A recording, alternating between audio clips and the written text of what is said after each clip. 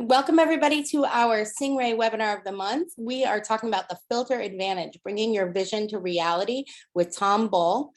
By way of introduction, his career started with a degree in journalism, and he's been shooting professionally for over 30 years. His work has taken him to all 7 continents and nearly 90 countries. He enjoys teaching workshops as much as his shooting assignments. He also produces images for a variety of editorial, commercial, and advertising clients. Some of his highlights of his career: he was named one of America's top visionaries by National Geographic Adventure. He's a SanDisk Extreme team member. He was named one of the best photo workshop leaders in the country by Photo District News. He is also a Kelby One instructor and a Nikon USA speaker. And so, Tom, we are so excited to have you with us. Your photography, it's a little bit different style than a lot of the presenters we have. So I'm personally excited to hear from you tonight. Great. Yeah. Thanks for having me. Always excited to, just to chat about photography. And I love the two-way street between, questions about, why did you do this, or what did you see in that image? So tonight, I'm just going to talk, I'm going to obviously talk about filters and kind of how those play out in my work. But like Michelle pointed out, and I know probably a number of you that are out there probably traveled with me getting emails today, but we shoot, and when I say we, my wife and I, we do a lot of different kind of work. And my career started in adventure sports. And it really evolved into editorial, into commercial, into lighting, and all these different things. So you really can't, I kind of say Tom just does this or that.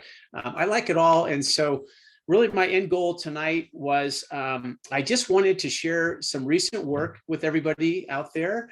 And I'll talk about some of the technical stuff, some of the creative ideas behind it. I really believe strongly in education, and when I do these kinds of talks, I always tend to gravitate more towards doing talks where I can help folks with their photography versus, here I was doing this and that. So anyway, so what are we going to talk about tonight? Well, I teach a ton of workshops, love teaching. It's so great to be back out traveling now with COVID getting a little more, controllable, and it's just been so much fun. We've been very busy this year. We've been a bunch of different places, to Europe twice already. And one question that we constantly hear is more about the creative, how do I have better vision, improve my creativity, all these things. Certainly there's technical with the new mirrorless cameras and that, but I really want to try to help folks maybe put a finger on what they can do to improve their creativity. And I'll tell you some of the things I do that come out in these pictures that when I'm trying to motivate or see a different scene, what can I do different? There's so much work out there on social media and Facebook, and everyone's out there with the camera, a phone, whatever the case may be. So in order to really distinguish yourself from the masses, you have to take it to another level. So that'll come out in different ways tonight. So hopefully you guys will all get some ideas, maybe be inspired. I'll talk about some other, a gold and blue polarizer. I thought that would be fun to chat about tonight. We had some questions about that recently, and I'm like, you know what? That is the coolest filter. Let me show you what I do with that. And I am going to tell one story tonight. If you've traveled with me, I tell stories.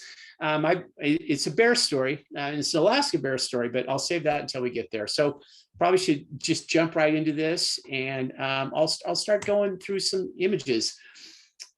So when I'm looking at a landscape or whatever the image may be, especially landscape work in particular, though, I think there's a real tendency just to focus and shoot.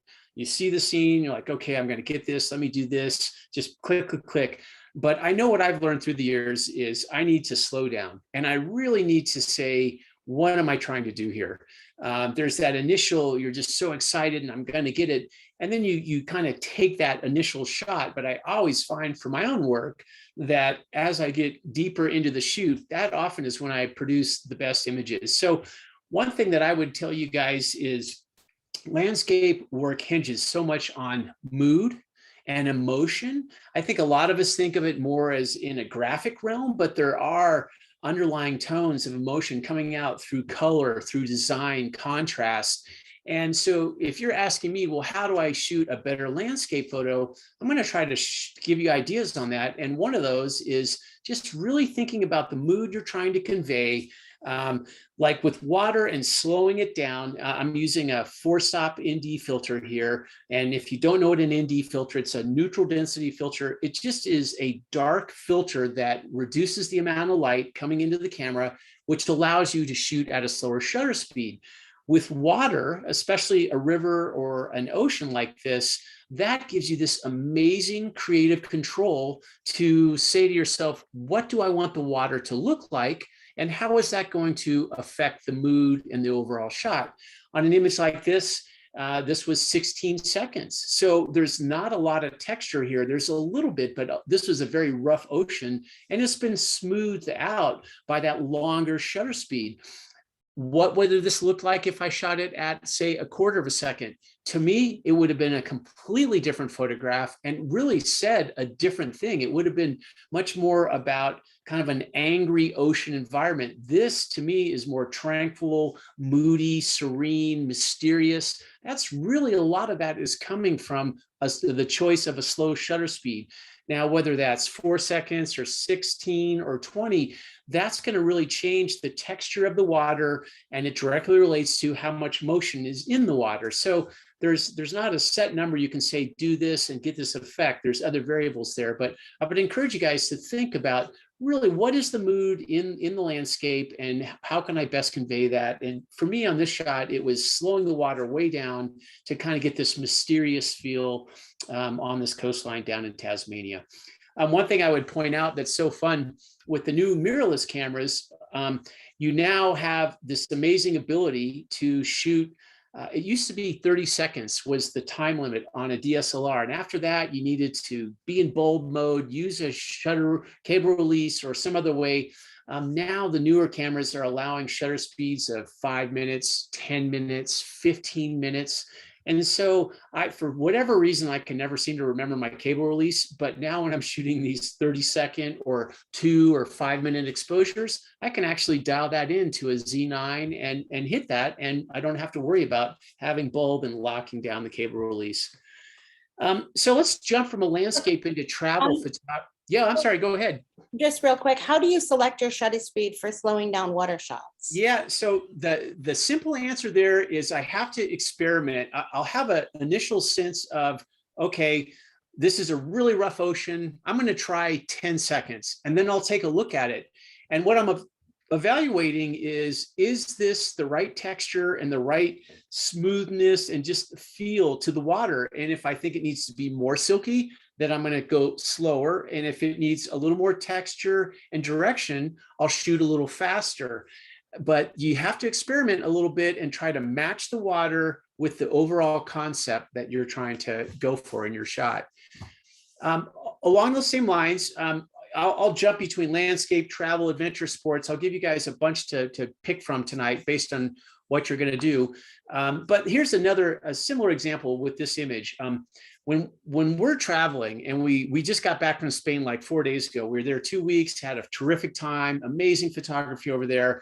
And there's just this tendency where you're out there on the day tour, you're walking around and you're just kind of like shooting and clicking and shooting and clicking. And I think it's easy to say, okay, wait a second, I really need to slow down a second. What can I do that's different than all these people here with the cell phone? Or how can I really create a photograph out of this? This is a water temple in Bali. Bali's a magical place for sure, if you ever get a chance to go over there. And it's surrounded by ocean, obviously. And they have these water temples where they have a very active ocean. Once again, lots of wave action. When you take a snapshot of this image at 1/250th, it's just, yep, you've recorded the shot, but have you really made a photograph? And I ask that myself constantly. If you want to become a better photographer, you just have to have pretty high standards. Like, this isn't good enough. What else can I do? What's a different angle on it? I do that constantly. I'm always driving myself to say there's something else here. And for this image, I went back to that slow shutter speed to add some mystery and motion in the water.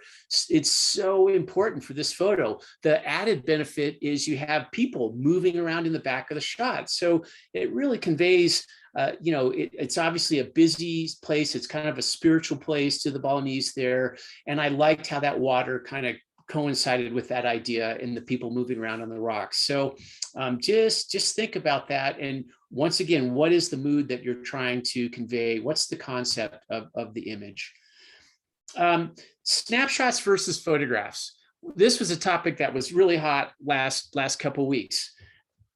You can record the moment, nothing wrong with that. I'm going to come home, I'm going to show my friends, hey, here I was in this place, and these were these really nice people I met, and that's fine. So much of photography is just sharing with others your experiences, and if that's what your end goal is, that's terrific.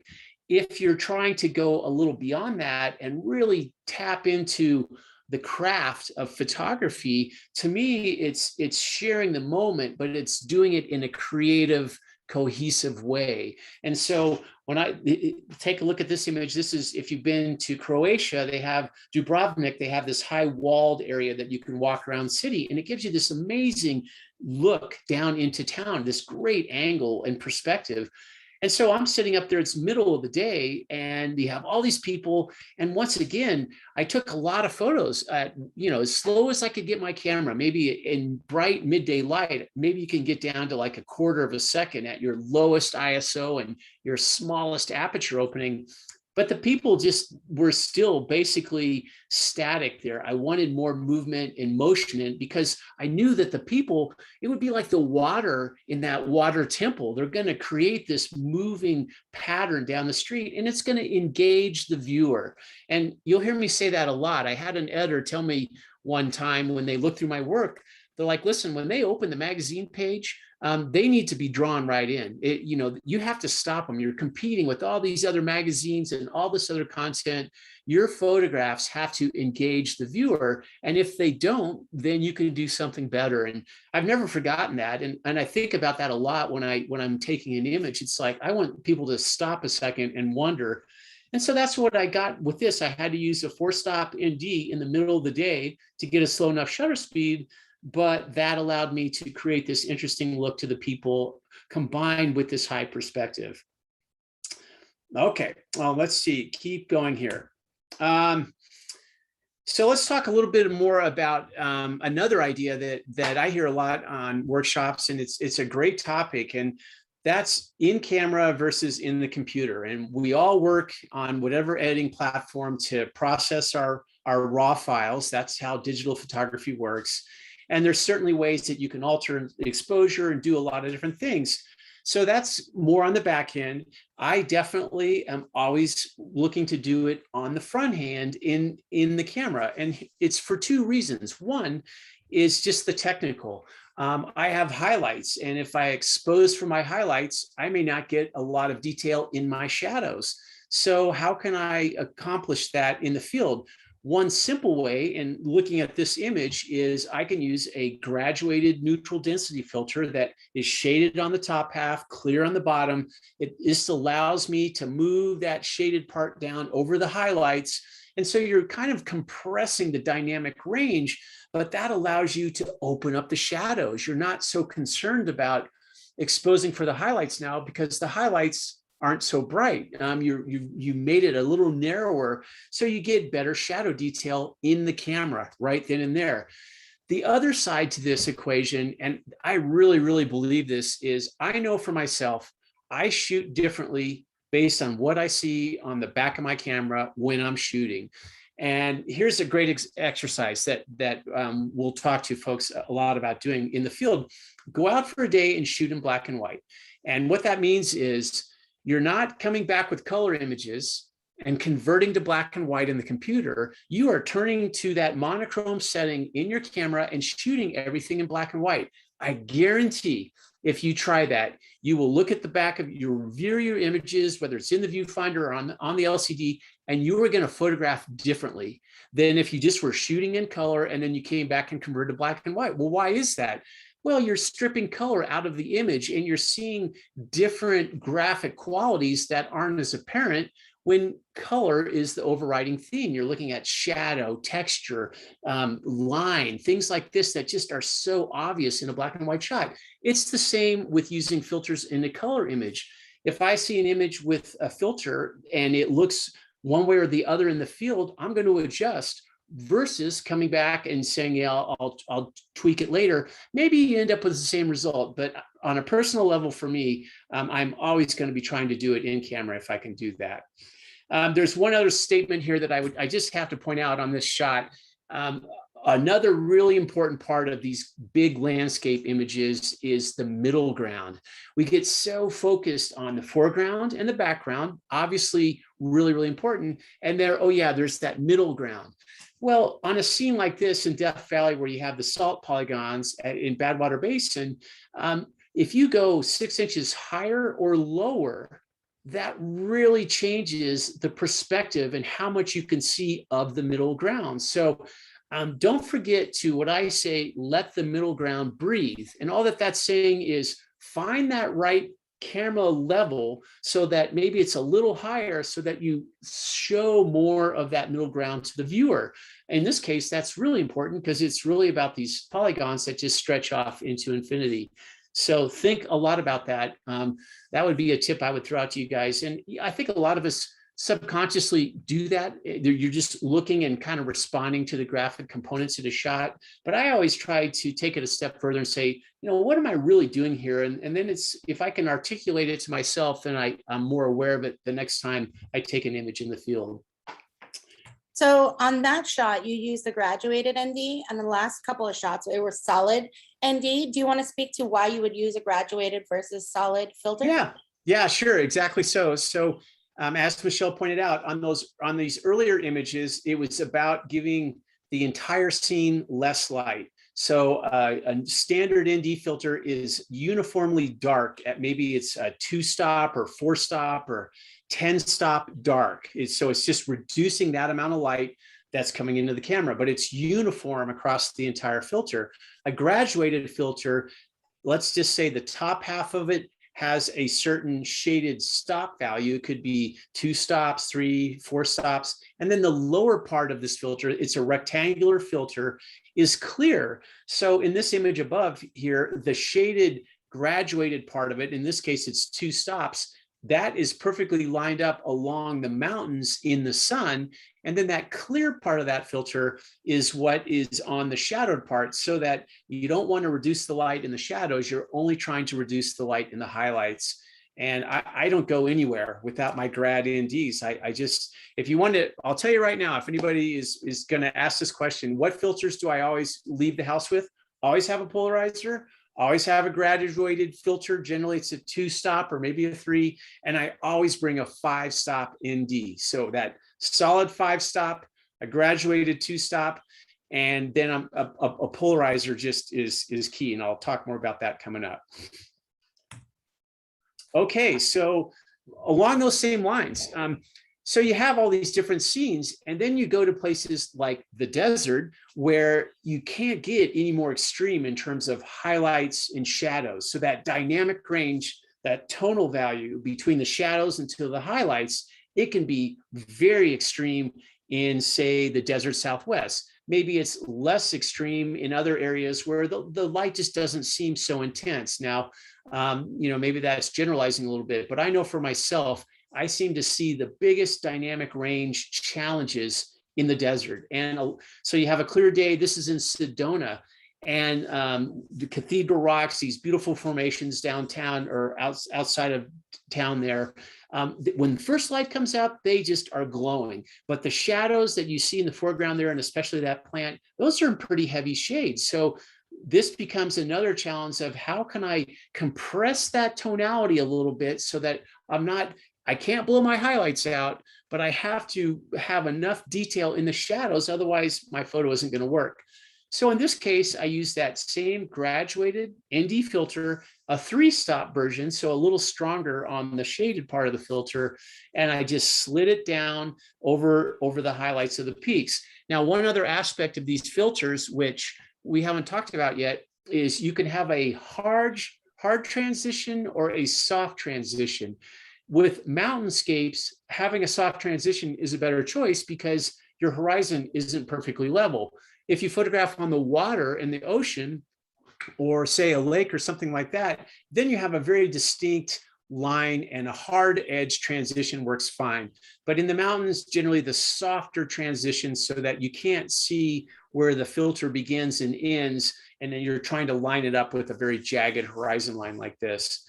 Another thing that I would, just stepping away from the filter and more on the graphic quality of this, another thing that we see a lot with landscape photographers is this struggle of understanding perspective, balance, and harmony in the image. And so you have an image like this, if you look at this shot, and obviously you have these towers that just are going to dominate the shot. For one, they're going to be lit. Two, there's the strongest contrast up there on the horizon line. So for anything to really have visual weight and really mix in a photograph here, you're going to have to think a lot about how big it is, what the subject matter is, and what perspective, what focal length of lens are you going to use to really balance out with those big spires up there. So in this case, I'm using a 14 to 30 millimeter lens. So, and it's probably about 14 millimeters. If I had to guess, it's going to be very close to that, because I need this bush, this plant, it's kind of a flowering desert plant. I need it to be pretty big and strong in the shot because it's in the shade. And to really get any kind of harmony or balance in this image, with those sunlit spires, I got to be close to it with a big wide angle lens. If I shoot this with a 24 or a 35, then I got to back away a little further to get the full plant in, but that's making the plant smaller now. So it's, there's always this give and take. So always think about that when especially a vertical composition where there's a lot of seesawing going on between the foreground and the background. What are the elements and how do they work together? One other thing I just would throw out, if you're reading this slide, you're saying, what is a Z Pro filter holder? If you go to the Singh-Ray site, you can see in the accessories, it's a filter holder that screws onto the front of your lens. It allows you to put these graduated filters in there. You can easily and really accurately adjust where they are. You can also use a polarizer while using a graduated ND filter, which I do fairly frequently, especially in landscape work. So that's what that's all about. Sometimes I hand hold the graduated NDs. If I'm moving really quick, I may just take it out of the pouch and just hold it against the front of the lens and use it that way. But it's generally not quite as accurate. Okay, so the $1 million question: you go to these national parks and they're inspiring places and they're well photographed. So, why do I even go there? Everyone shot it. It's been done. I always take a step back from that and say, well, wait a second. We go here because we're inspired by the photographs we've seen of the place. So just going to a location, doesn't matter how photographed it's been or not, that's a good thing. I mean, I know for me, I could go sit at Yavapai Point in the Grand Canyon 100 times a year, and every time I see it, I'm still inspired and very excited about it. So I would tell folks, when you're in these national parks, and hopefully everybody's getting a chance to go out and travel this year, if you're trying to find that original photograph, it's there. I promise, every time you go to a national park, there's a new way to shoot it that is going to be different. It's going to hinge on where you are, what the weather's doing. Obviously, there's a lot of variables there, but never be daunted by this idea of, well, it's, your work's better if it's somewhere no one's been before. No, that has an original element to it in the bigger creativity picture, but that doesn't necessarily equate to a better photograph. I really enjoy going to the parks and challenging myself and saying, I got to find something that no one else has done. I love being here. I just like walking around out here. It's such a cool place. But all right, let's think about a photograph. And so here's a scene I just would explain really quickly. This happens a lot, and maybe it'll help you get that image that is going to inspire others or be a standout shot. A lot of times it's the waiting game with weather, what's going on just the sliver above the horizon. I just can't tell you the number of times where the shoot has looked like a bust, And yet there's just this tiny band that, maybe it's going to open up there, or maybe it's not. And it does. And the most frustrating thing in the universe is when you are not ready for it. You're like running down the trail going, gosh, I should have gotten here 10 minutes earlier. I didn't think it was going to break, and it's breaking. This luckily was a case where we were with a group here and we were looking at this. It did not look like the sun was going to come out at all. And yet it did. And it was like a 2-minute window of this beamy, shafty light, and boom, it was done. And so just remember, you may have a lot of times where you get shut down, but for the few that come out, maybe you're getting a shot that looks a little more different than what we've seen in this case at Bryce or somewhere else. In terms of the technical on this, once again, this is direct sunlight. So I know I'm going to have an extreme bright highlight blinking there, and it's going to illuminate the scene fairly nicely. But what I'm doing in this shot is I used a 2-stop soft edge graduated ND. I'm just bringing it down over the clouds. I'm trying to tame the sun just a little bit. I'm trying to bring that sunlight down so that it's just not this huge overexposed area in the frame. You could say, well, let's do HDR. That's great, except the clouds are flying past right now. So when you have movement in HDR, it gets a little trickier to put them together. And once again, I feel like more often than not, I can create it with a single frame. Maybe I'm just using a filter to help minimize some of those highlights. So just a thought on that one. We have 2 related questions, a twofer. How do you determine what graduated ND filter do you use? Do you experiment with different stops on the same shot? Yeah, that's a great question. Experience would tell me I can almost always do what I want to do with either a 2-stop or a 3-stop. And I will just look at the scene. And if it's going to be, with this one, I might have been able to probably go with a 3-stop because it's basically direct sunlight, but I went with 2. So I am helping tame it a little bit, not as much as I could with a 3, but I always toggle back and forth between 2 and 3 stops on my graduated NDs. Rarely do I go beyond that.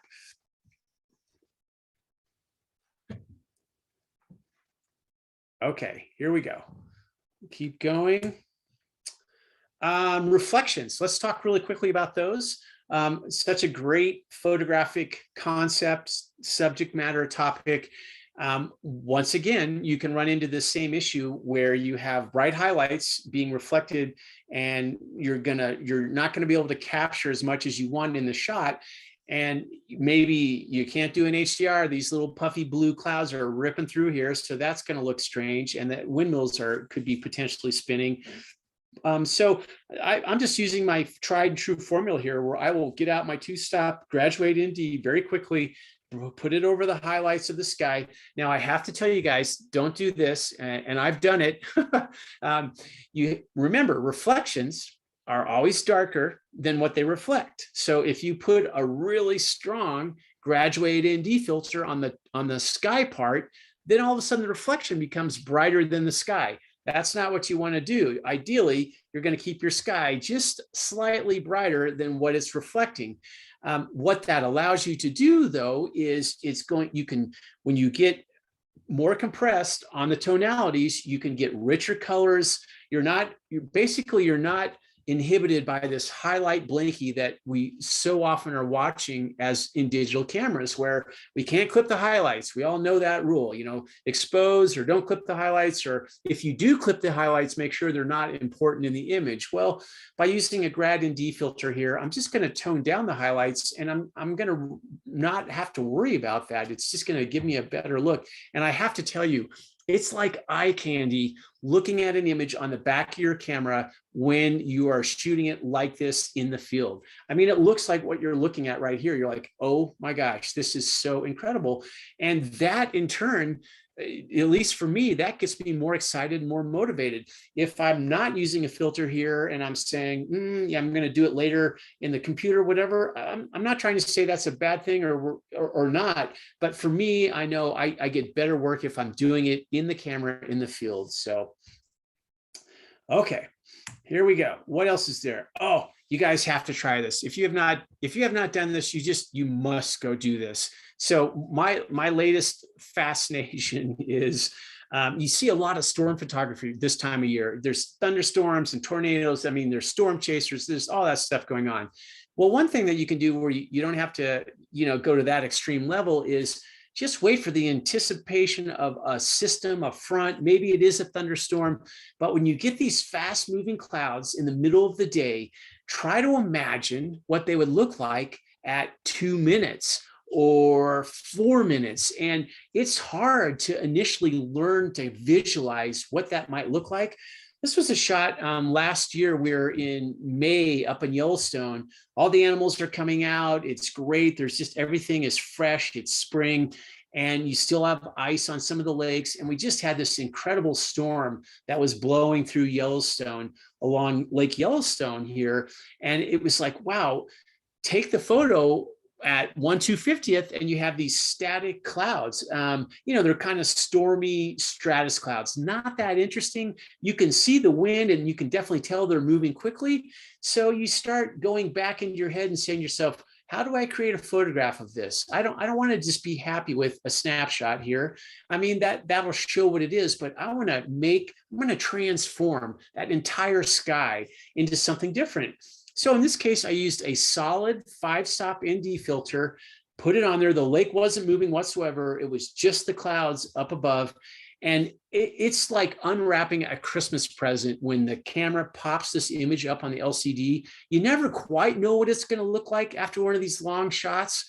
And then you do it and you're like, oh my gosh, this is so cool. So I would highly encourage you guys, if you haven't experimented with this idea of stretching out clouds and creating mood and different things in skies like this, get an ND filter, give it a shot and see what you can do. You'll be shocked. It is really, really fun. Once again, too, the mirrorless cameras, they have all these extended shutter speeds now. So, hey, you don't even need a cable release. So let me flip over to adventure sports. How many genres can we go through here? My career started in adventure sports. I know a number of you know that. That's all I did. I was guiding all around the world on mountains and kayaking and 30 days at a time in the field. And I love that. I mean, that's still a part of me. I don't do it quite as much. However, we live in a town right on a beautiful river here in Colorado. And so just the other day, this is like from a couple of days ago, I went down there and they have a play park for the kayakers and they're all down there surfing away. And I already knew going into this what I wanted to do. I've shot thousands of kayakers, static, going off waterfalls, that kind of thing. And those are amazing pictures, don't get me wrong. But today my mission for this kayaker was, I want to be a little more abstract, a little more fine art-like, and render it in a different way. And so the only way I'm going to be able to shoot at a slow enough shutter speed to get this movement of the waves and the paddler is using an ND filter. It's bright. It's an overcast day, but I think the slowest shutter speed I could get down to was like a quarter. I can't even remember where it was. It was faster than that because I think my final shot was about an eighth or a quarter. So it must have been like a 30th of a second. You put on an ND filter, it just blocks light and it allows you to shoot at a slow shutter speed and do something creative. So I can already hear folks are saying, you know what? I just don't do kayaking. That's not my thing. Here's one for you. We were in Sicily earlier this year, and we were doing pan and blur of bikers going through the streets in Sicily. Well, if you're trying to pan and track a biker as they zoom past, and you really want to get that beautiful blurred out background, you need to be down at an eighth, a quarter of a second, 1/20th. It depends on how fast your biker's going and what your focal length is. But you can put on a 2-stop ND or something a little less powerful than, say, a 4 or 5, and it works great in travel photography. So it's not something that's always associated with, say, adventure sports. There's a lot of different ways to incorporate this into your shooting. Somebody asked me about diffraction too. Another reason that I like ND filters are or somebody may be looking at the EXIF data here saying, well, why don't you just shoot at f/22? I mean, that's going to get you a lot slower shutter speed. It's going to make that aperture opening really small and eliminate light. All true. However, when you're at those extremes of apertures, the f/22s or, in that range, the lens quality, it doesn't matter what camera system or what you're using, lenses just don't perform as well there because it's such a tiny hole, and the way the beams of light, the wavelengths come through there and render, you're going to lose some quality. So if you can shoot at f8 or somewhere more in the middle, you're going to, chances are the lens performs a lot better there than it will at 22. So that's why I'm not going to just choose f22 to slow the shot down. Okay, so I'll tell you, I have a 3-frame sequence here of this Alaska trip, and let me just spell this one out to you guys. So I used to live in Alaska. I've been up there the last, I think I'm on the 35th summer in a row, and I've been photographing grizz for probably at least 30 years. Probably more than that. First, I was a guide where all you did is try to avoid the bears, and then you turn into a photographer and you're like trying to sneak up on them. It's kind of like, woo. But bear photography is so much fun, and you can do it safely in the right situations. And this was one of them. This was in Katmai National Park, not on the coastline or at Brooks Camp, but there's remote rivers all over that massive park out there that we would float plane into from a lodge. We go different places. And an image that I've wanted to do forever is, I've shot a lot of bears, and I'm sure probably a number of folks in the audience have photographed bears. You get them chasing salmon, they're running at you. I mean, they're very exciting, compelling photographs, absolutely. But for me, I had a lot of that, and I'm like, I just want to do something different. And I kept thinking about these amazing sockeye runs in Alaska, and sockeye being red salmon. And I'm like, God, wouldn't it be great to show kind of a bigger view, less about the drama or the fish in the mouth or anything like that. I want to show more of an environmental shot. But to really make that happen, first, I got to time the sockeye run perfectly. Then I got to find a place where hopefully there's going to be bears. And honestly, if there's a lot of fish in the river, chances are you'll have the bears. But then here's a couple other ones that are a little harder to do. I need a high perspective, because this isn't eye level. This is up above. You're not flying drones, right? No drones in the national parks. They bother the wildlife, not allowed. And the biggest kicker here was I wanted a sunny day. Now, if you've lived in Alaska, you'll know this, or maybe you visited it. There's a reason there's a lot of glaciers in Alaska. It's cloudy, it snows and rains a lot. I'm sure you get sunny days up there, but not. When we lived there, we could have summers where we'd have like 4 sunny days all summer long. Other years more so, but it can be a hard one to muster. Well, we had the perfect storm on this river where we had beautiful sunny weather. We had this incredible sockeye run in this emerald green river, and these enormous brown bears, grizzly bears. And so everything was perfect. But this was the kicker. The image that I had in my mind was I wanted a grizz encircled by red fish. And I've shot a similar scene through the years in smaller creeks or over overcast skies. You may be asking, why is a sunny day so important? Because I needed light to penetrate into the water. If you've ever shot underwater photography, you like high sun. You need light to penetrate into the shallows to give you better color, better exposure. In this case, I just need to see the fish better. I wanted more color in the water. And then the key to get this image, which was the one I wanted so bad, was I had to have a polarizer. I shot some of these exact same photos without a polarizer. And then I shot some with the polarizer, and pretty much I was shooting the polarizer the whole time. You just can't get the effect I can't in the computer doing whatever you do that you do when you use a polarizer and visibly reveal the glare and eliminate the glare on the water. And all of a sudden you're seeing in infinite detail bright red sockeye salmon running around this bear. I mean, I was like laughing like a 4-year-old child. I was just giddy because everything was coming together. And then here's what got me so excited. And this is what's so much fun about photography. You have the best laid plans, and then something else happens, and it constantly works this way on assignments where you're like, hey, who saw that coming? This bear just decided it was never going to bring its head out of the water, and instead it just snorkeled around chasing these fish. Now, I've seen bears snorkel before, but a lot of times they like to run in the water, splash, move the fish up onto the bank, and they're easier to catch. But this bear just sat out in this river, and half the time he didn't even try to get the fish. He just would sit there with his head underwater and watch these salmon go around in circles. And put on the polarizer, twist it, all of a sudden the glare is gone, the fish are bright red, you have bright sun. And this was this photograph that it's one of my favorite bear photos ever. And it was a lot of luck, and it was a lot of time just roaming around in Alaska, hoping for everything to kind of come together. So just thought I'd share that with you guys tonight. Now, this is actually a really great example of a photo with a circular polarizer, because like you said, you can sharpen the edges in Photoshop, but you can't reveal what's not in the original photo. And with the polarizer, you can get rid of that glare, you can see through the water, and you honestly can't do that in Photoshop or Lightroom.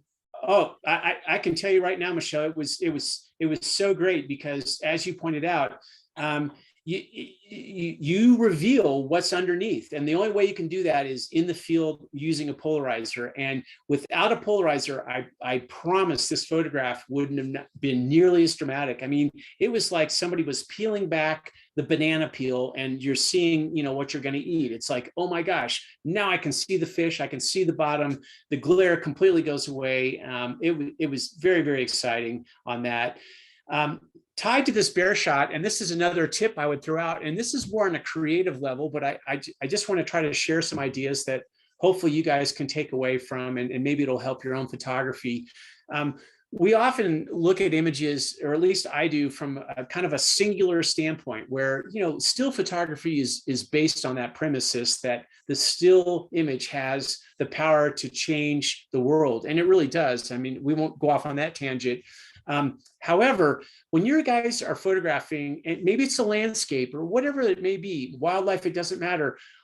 Take the image that you're so excited about, but also always have in the back of your head, how does this play out in a bigger picture story? Imagine if you had an assignment to fill a magazine with like a 5-page feature article about the Alaska salmon run.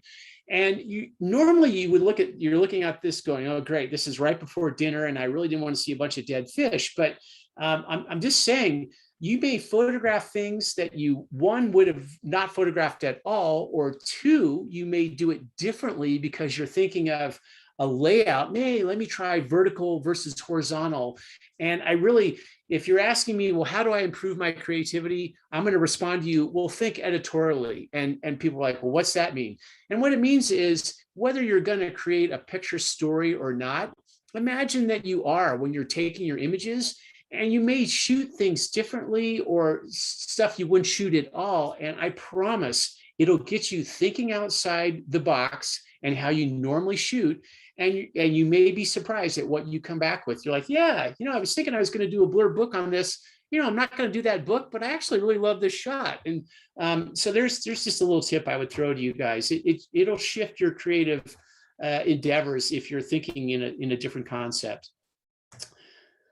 Okay, a few other ones here just to show with you guys tonight. Back to these polarizers.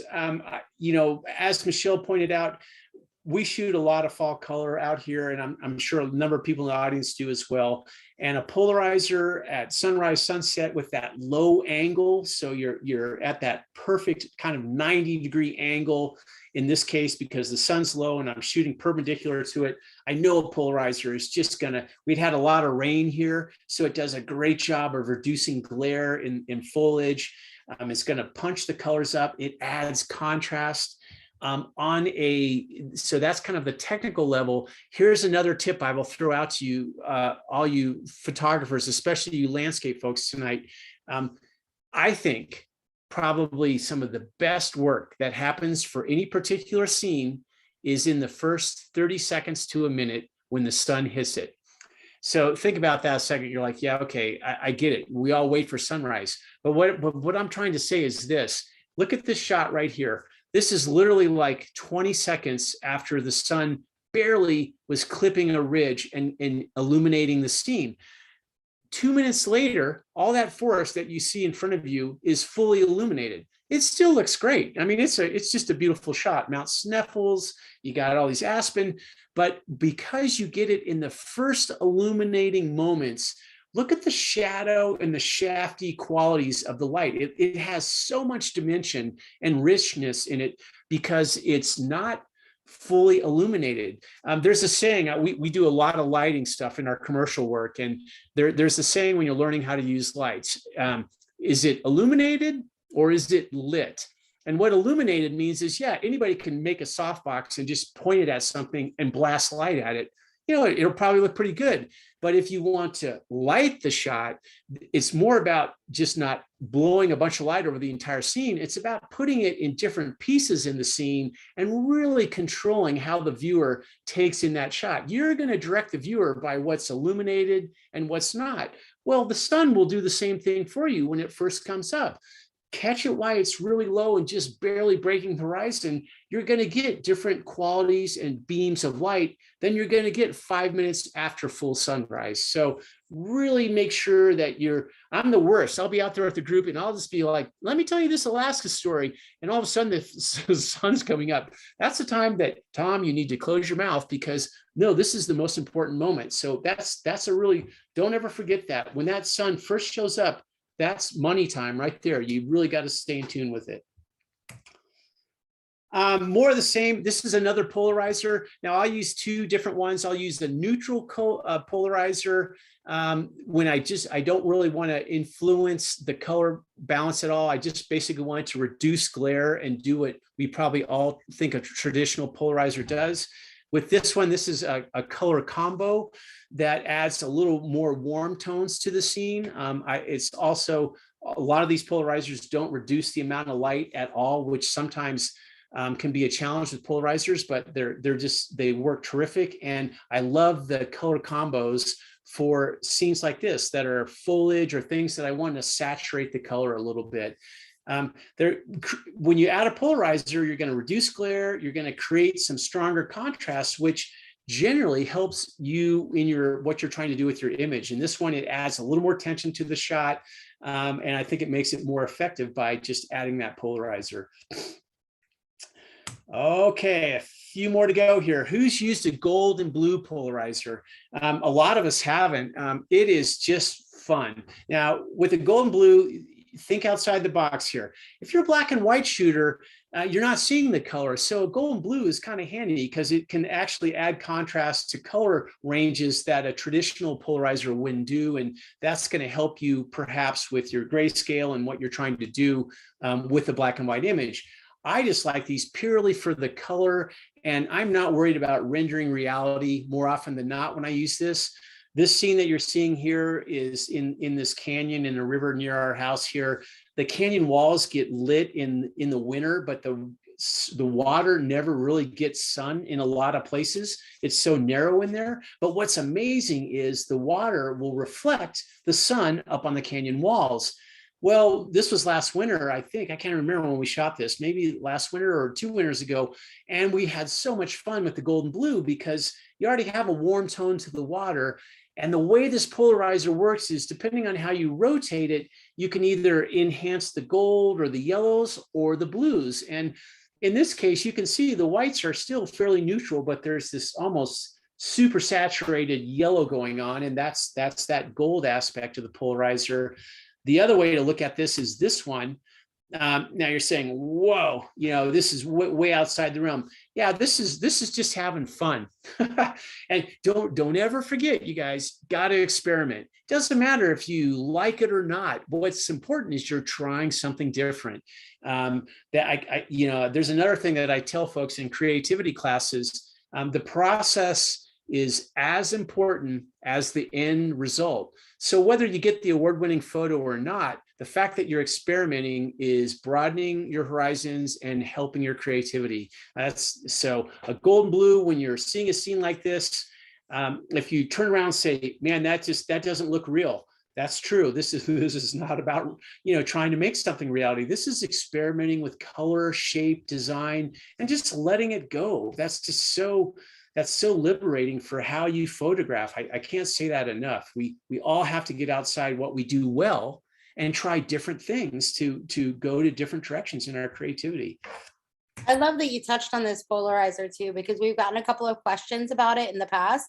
And it's nice to see somebody with some experience to it. And I love how that last shot, it almost looks like a sunset turned that water yellow. Like it doesn't look surreal at all. It just looks like there's a golden sunset shining on it.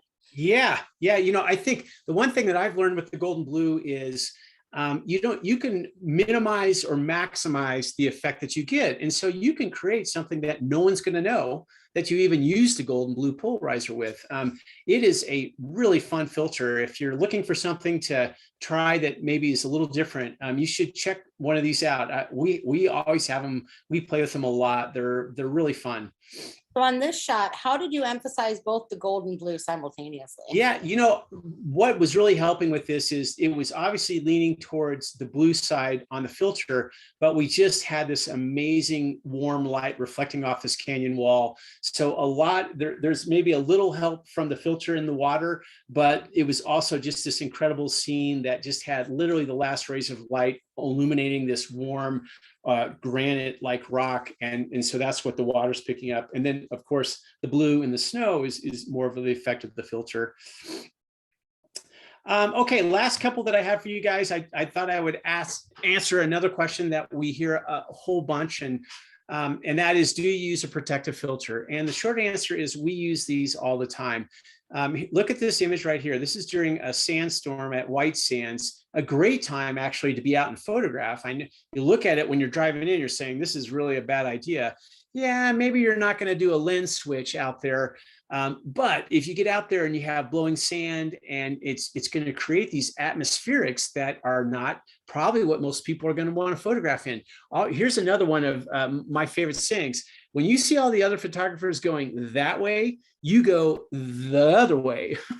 And so if it's really windy in Patagonia, or there's a sandstorm and, oh my gosh, who's going to go out there? Well, I am. I mean, that's going to be something probably new. And now you have to take it with a little bit of grain of salt if it's going to be really hard on your camera gear, depending on how bad it is. But I'm not worried about my front element collecting sand like a sandbox in the backyard, because all the Hilux filters that Singh-Ray produces, you put them on the front of your lens. They're going to protect that front element.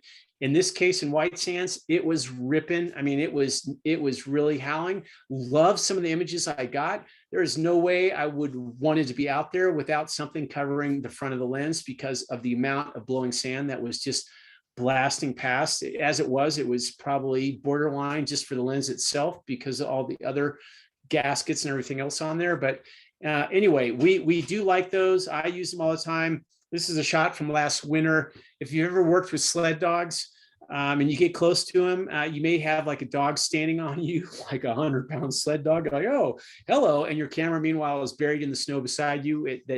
So yeah, I use these protective filters a lot for a lot of situations, blowing snow or any situation.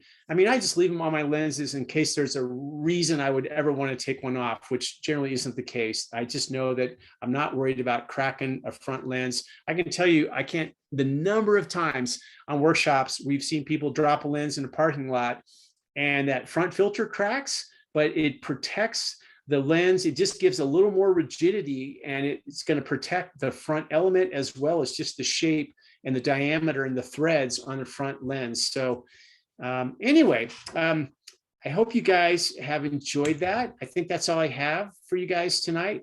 Here's us, me. Come shoot bears with us this summer. We still have space on a bear photo. Who wants to go chase salmon? Anyway, please, Michelle is certainly fielding questions. You can see my contact info there. I'm always game to talk cameras or technique with folks if you have questions. And I just would thank Singh-Ray and Michelle for putting this all together tonight. I hope you guys have gotten some new ideas on ways to take photographs. Thank you. I love your approach to things too. You seem to really have fun in the field. Oh yeah. Got to keep it fun. I've been holding on to some questions. So a couple of related ones here. Let me see if I can put them together. You spoke about being in Spain for 2 weeks. I'm assuming you were not just taking photos during the classic golden hours of sunrise and sunset. So during the middle part of the day when the sun is most harsh, what do you use to compensate for the harsh light? And would a Singh-Ray variable ND filter be a good solution for that problem? The filter answer is yes. And that's actually just a phenomenal question. You can shoot all day long, and filters are going to help you deal with contrast issues, whether you want to just slow down a scene and you don't want that bright light in the middle of the day. Another piece of advice I would tell folks is you look for areas that the light is working even in the middle of the day. If you're in a cityscape, you can find alleys that are fully shaded. And so you can still do nice images there without any kind of harsh light. Sometimes it's interiors. Sometimes you get interesting shadows created by overhead light. So another thing as a travel photographer, and when you shoot editorial or we work for tourism bureaus, you're totally right. You don't just shoot at dawn and dusk. You're out all day long. And so you're really learning how to optimize light for what you're given. And I always tell myself, there's a great photograph here. It's not the light's problem. It's mine. If I can't see something, then I better figure it out. So I would encourage you to go out in the middle of the day, but you just have to pick and choose your battles and look for areas where the light is favorable, or maybe you can add some of your own light to fill in, like say a flash, something like that. Variable ND is great. It allows you to control how dark the filter is in front, and you can slow down those clouds or do some really fun things with that. And then where you have a drastic lighting situation, instead of using a graduated ND, do you ever expose for two different photos for their lighting and then combine in Photoshop? Yeah, that's a great question. And HDR, high dynamic range photography, where you bracket a number of images when you have just an extreme. Here's the great example of something like that. If you look in the Grand Canyon, there's no filter or any way that you can really control that patch of highlight and then all the shadows around it. There's not an even horizon or anything like that. So sure, you can shoot bracket images. And I would say if you're going to have to do this technique without a filter, then you're probably using at least 5 images. And I would say one's right on the money, and then +1, +2, -1, -2 on the exposure, so that you really are trying to give yourself a lot of range to work with, so that in post-production you can combine those together to try to pull out those extreme scenarios. They do crop up, but more often than not, I generally am finding I can figure it out with a filter. And then here's an easy one. Back to, I think, your second shot. Were you using a tripod in Croatia on that shot where you had all the people? Yeah. Isn't that the kicker? You're hearing him saying, yeah, he's just walking around shooting all these 4-minute shots. Well, you guys, haven't you heard the 4-minute stance where you can just no, just kidding. Yeah, no way. You're totally right. I have a very small, lightweight tripod that I use that I can put in my backpack just for occasions like that, because we all know that if we get a big tripod, we never carry it around, or we only take it to the blue hour or the sunset shot. So I have many different kinds of tripods, and I love for Europe a very small, lightweight one, because one, I'll carry it during the day, and I know what's exciting about this filters, the NDs, are you start to imagine new photos that you would never even think of. And yes, you got to have that little tripod so you can stabilize the shot for a minute or longer, whatever that exposure is going to be. Right. And then in your longer exposures with NDs, like the spires and the flower bush, could you also try painting it with a flashlight for a few seconds to lighten the flowers up a bit? That's an excellent question. And the answer is a flashlight in the middle of the day isn't going to have enough power.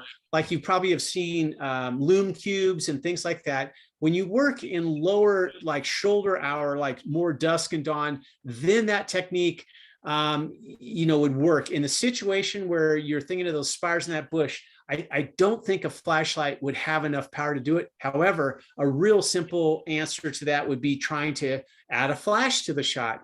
It's going to give you a different look for sure, but I love using speed lights in that capacity. It's a little more technical. It does give you a little different style to the shot, but that is another way to control contrast when the scene is small enough that you can illuminate it with your own light.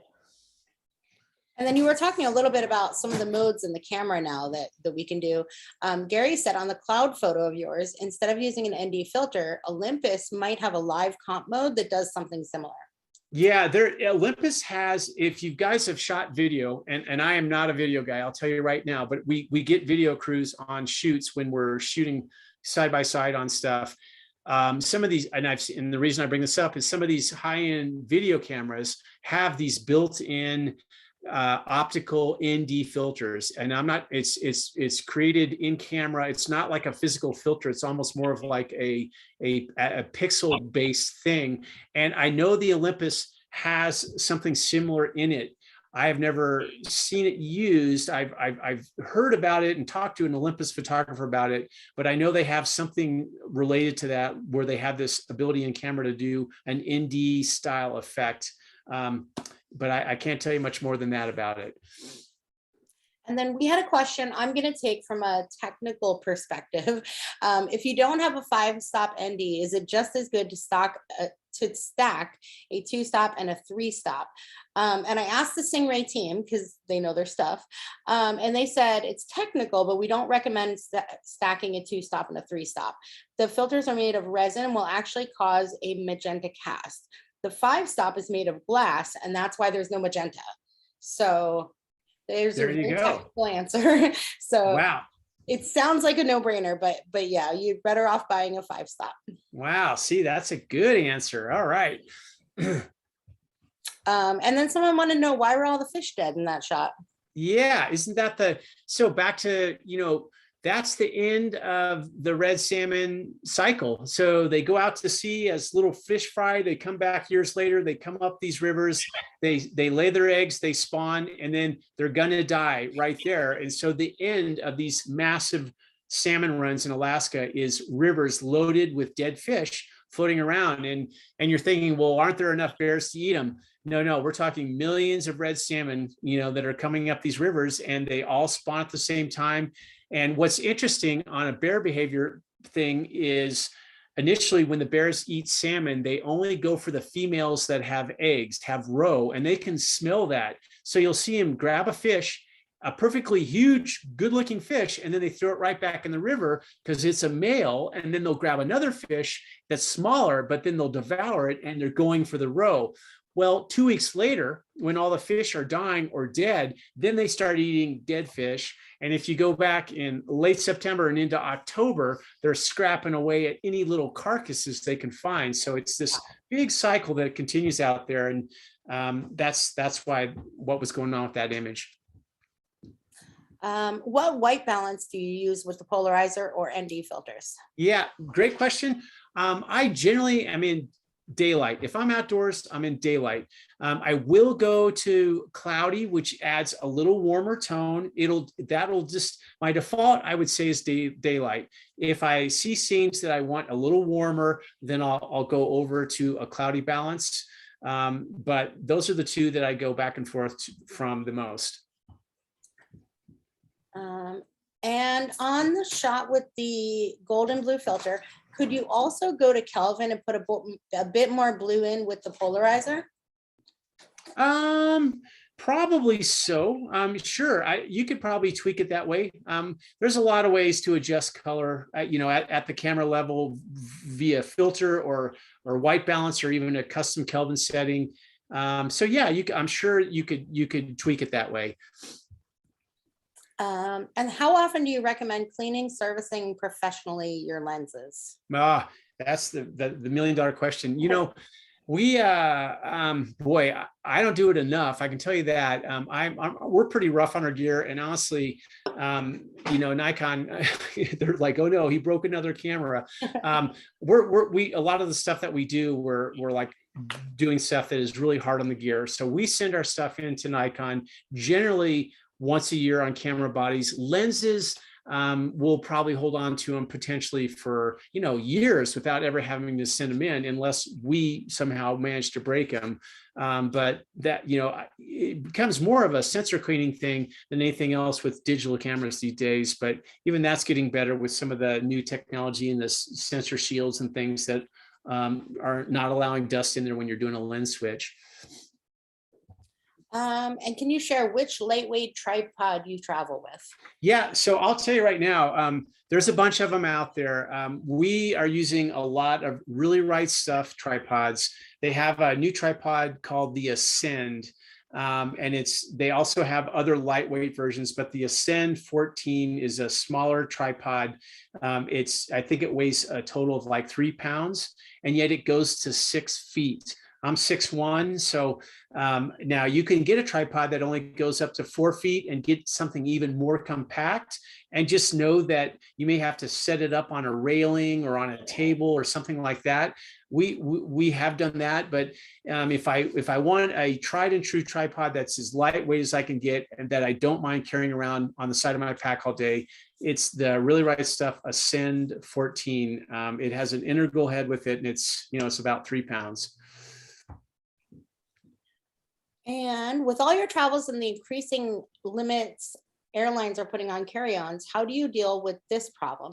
I ask because I'll be on a trip to Africa, South Africa, Zambia, Botswana. The rule is you must use the tour company's duffel bag and you're allowed 1 carry-on, but the total of duffel and carry-on is limited to 44 pounds. Since we will be using a very small commuter planes for hopping around all these places. Yeah, so we've done that trip. I mean, we were just over in Botswana and South Africa and Zambia and these different places. And yeah, they tell you you're going to get like the total combined weight is 44 pounds, and you're going to get 1 duffel and a photo backpack. And we just make do with that. What we do is, we use whatever photo backpack you're going to find, and then you have to be very discretionary on the lenses that you take. The thing that we do is, if we're on a trip that's on small planes and it's weight constricted in a big way, we use super lightweight duffels. So many people, like, we all want to have a roller suitcase when we go through to the airport, but a duffel weighs 2.5 pounds. The lightest roller bag that I can find is going to be at least 5, 6, 7 pounds. So you're already taking away 3 or 4 pounds of your weight.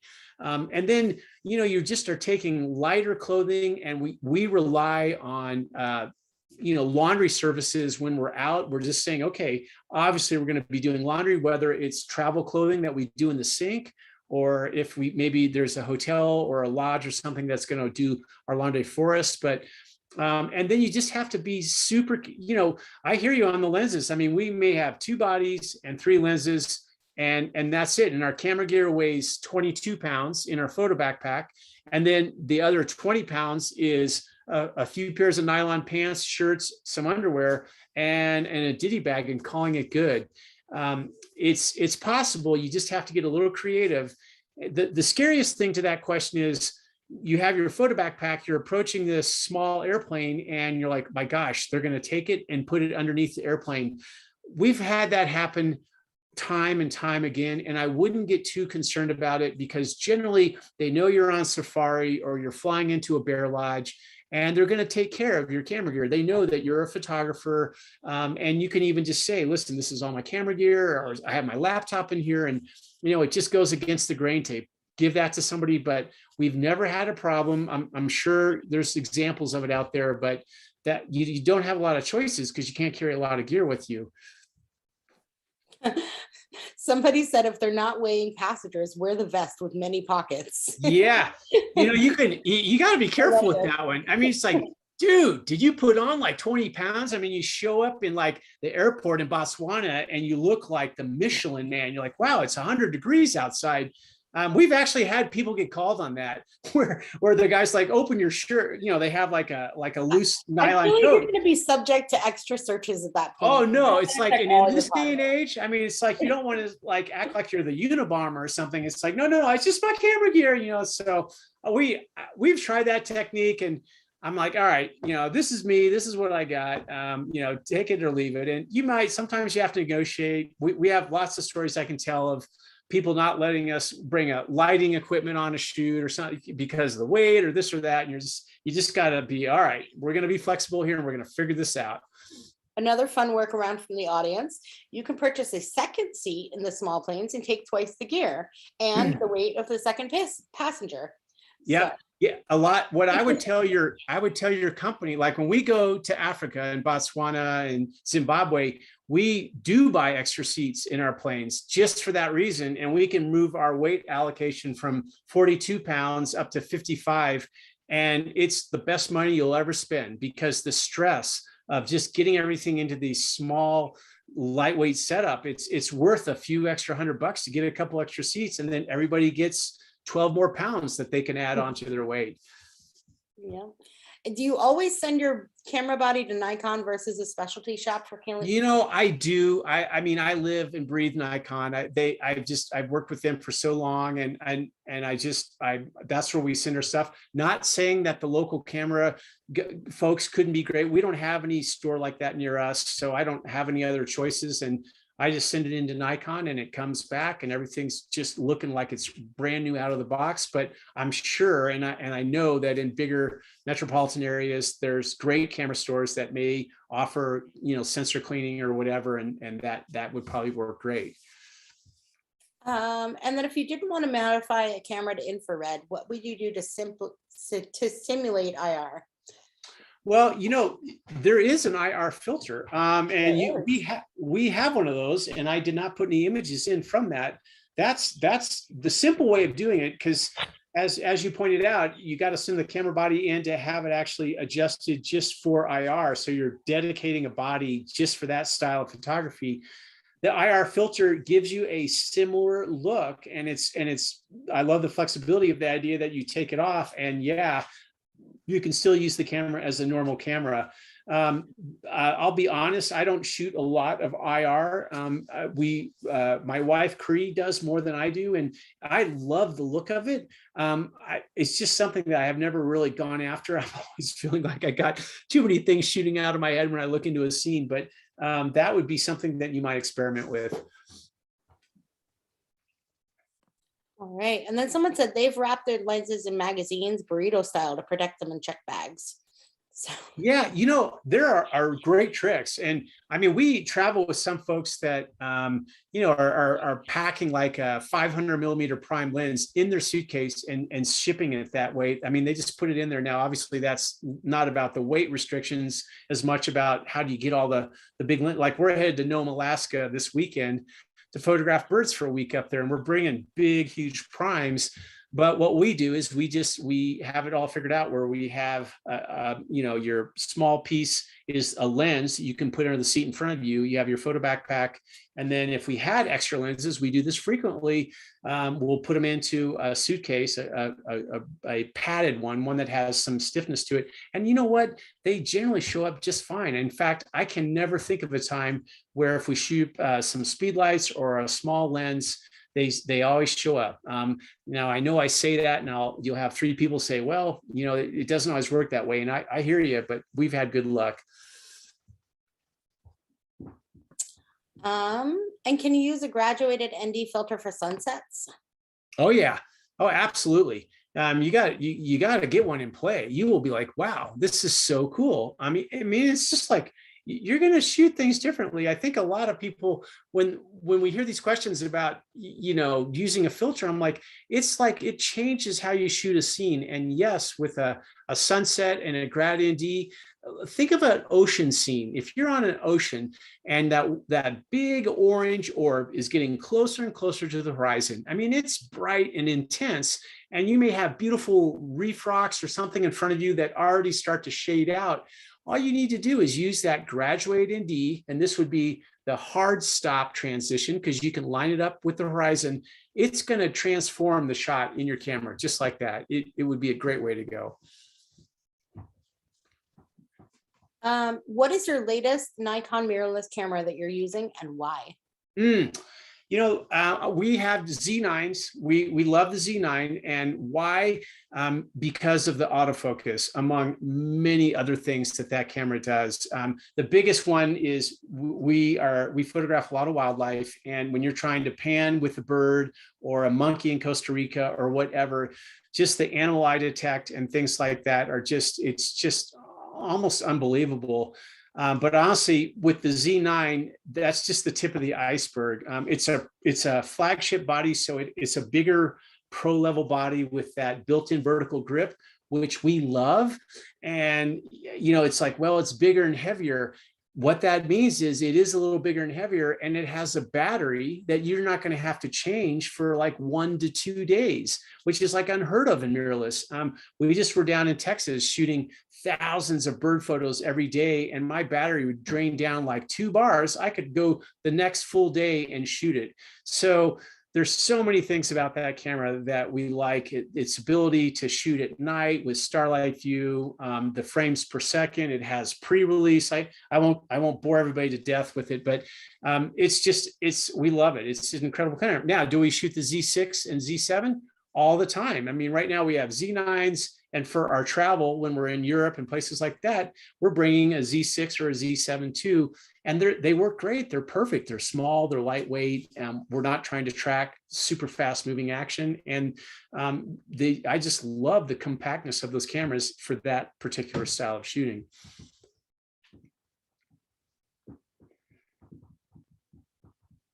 This might be our last question for tonight. How did you get that mountain on the top left so red? Was that natural or creative? Yeah, I would love to tell you that, oh my gosh, I put it in Photoshop. I went crazy with the saturation slider. And that's just totally not true. That is a mountain called Cerro Torre. It's in Patagonia, so the southern end of Argentina. And it has some of the most sublime light and clouds of anywhere that I've ever been in the world. It just is a wild, crazy place down there, and the light down there just has a quality to it that I don't know, maybe it's because it's so far south, or you can come up with any theory you want. On that particular shot, I was using, yet again, a graduated 2-stop filter, so I was trying to tone down the highlights a little bit, and it's just the light down there is what's amazing. And I can tell you, this goes back to an earlier point, the quality, and in particular, the color of light in Patagonia in the first 1.5 to 2 minutes of illumination. It's like watching somebody rotate a kaleidoscope. It starts blood red and pink like you see there. And then that is just stunning granite that you're looking at there, which is orange in the middle of the day. And so what happens with the light is it hits the rock, it looks pink, it doesn't even look real. And then very quickly, as the sun starts to come up, over the course of like 10 minutes, it'll go from pink to this classic strong orange, which is actually the color of the rock in combination with the sun getting higher off the horizon. It's just, you can see I'm not excited about it. I mean, I look at that photo and I want to get in a plane and fly right back down there. It's just such an amazing place. All right. I think that's all of our questions for tonight, but thank you, Tom, so much for your presentation tonight. And like I said, you're a little bit different photographer than we normally have, and we got to take a look at some different shots, and I really appreciate your perspective. Yeah, thanks. I really appreciate it. And I hope folks had fun, and yeah, we'll see you next time. All right.